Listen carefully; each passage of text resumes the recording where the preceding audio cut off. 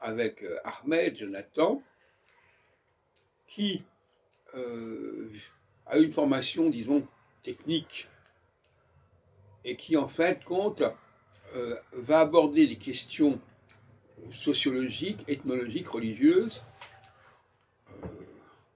qui ne correspondent pas à sa formation. Et ce qui est extrêmement précis et rigoureux dans un domaine ne l'est pas dans un autre domaine. On va appliquer les règles de l'anatomie, par exemple, aux règles concernant la géopolitique. C'est une aberration. Or, c'est ce qu'il fait constamment. Il veut avoir la même certitude dans le domaine géopolitique que dans le domaine biologique, etc. Et ça, c'est créer des confusions majeures.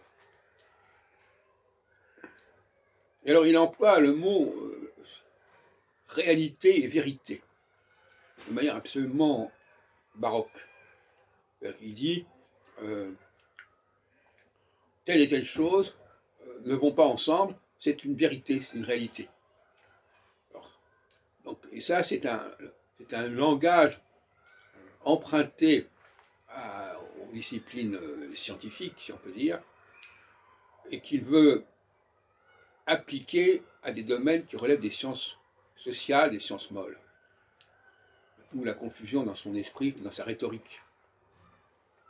Il croit naïvement, à partir du moment où on dit que quelque chose est vrai, et dans la réalité, il suffit de le dire pour que ce soit vrai. En fin de compte, l'affirmation est intéressante. Et ça, c'est intéressant, c'est ce qu'on appelle une attitude performative, en quelque sorte. Je dis une chose, puisque je l'ai dit, c'est vrai. La véracité découle de mon propre discours, de ma propre affirmation.